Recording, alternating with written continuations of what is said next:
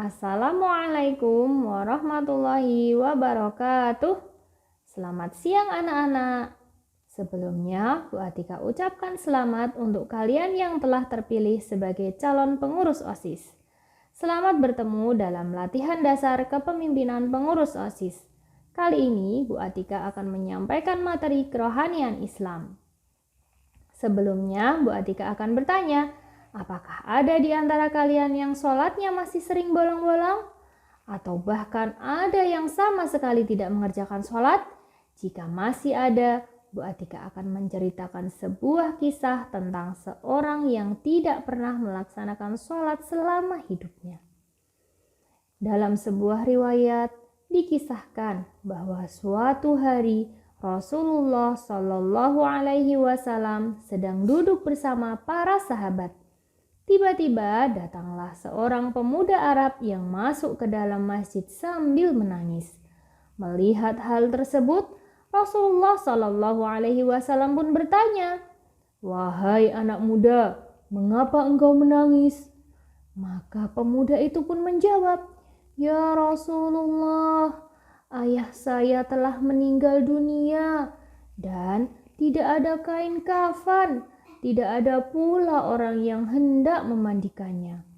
Mendengar perkataan pemuda itu, Rasulullah Shallallahu Alaihi Wasallam pun memerintahkan Abu Bakar dan Umar untuk mengikuti pemuda itu.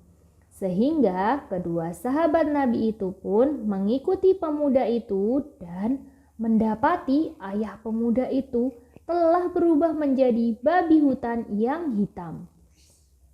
Sehingga keduanya pun kembali dan memberitahu Rasulullah Shallallahu Alaihi Wasallam, "Ya Rasulullah, kami melihat jenazah ayah pemuda ini telah berubah menjadi babi hutan yang hitam." Mendengar penuturan kedua sahabatnya itu, maka Rasulullah Shallallahu Alaihi Wasallam dan kedua sahabatnya itu pun pergi ke rumah pemuda itu. Kemudian beliau pun berdoa kepada Allah Subhanahu wa Ta'ala, sehingga mayat itu pun berubah bentuk menjadi manusia kembali.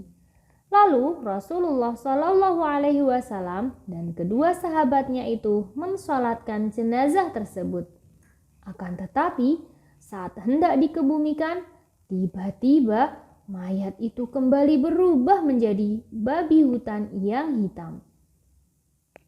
Sehingga Rasulullah Shallallahu Alaihi Wasallam pun bertanya kepada pemuda itu, "Wahai pemuda, apa yang telah dilakukan oleh ayahmu sewaktu dia di dunia dahulu?" Berkatalah pemuda itu, "Sebenarnya semasa hidupnya ayahku ini tidak mau mengerjakan sholat." Mendengar penuturan pemuda itu, Rasulullah Shallallahu Alaihi Wasallam pun bersabda, "Wahai para sahabatku, lihatlah keadaan orang yang meninggalkan sholat. Kelak di hari kiamat, ia akan dibangkitkan oleh Allah Subhanahu wa Ta'ala seperti babi hutan yang hitam." Nah, dari kisah tadi kita bisa mengambil pelajaran bahwa sholat 5 waktu adalah kewajiban yang tidak boleh kita tinggalkan. Terus bagaimana bila kita masih sering meninggalkan sholat? Apakah kita akan terus meninggalkannya? Padahal sholat adalah hal pertama yang akan dihisab di hari kiamat nanti. Jadi, jika kita masih sering meninggalkan sholat, marilah kita ubah kebiasaan itu. Jika biasanya kita hanya mengerjakan 1 kali dalam sehari, maka kita harus menambahnya menjadi 2 kali sehari. Lalu kita tambah lagi menjadi 3 kali sehari. Kita tambah lagi menjadi 4 kali sehari, sehingga kita pun bisa melaksanakan sholat dengan tertib 5 kali dalam sehari. Jika kita sudah melaksanakan sholat 5 waktu, kita harus melaksanakannya dan menjaganya agar tetap istiqomah.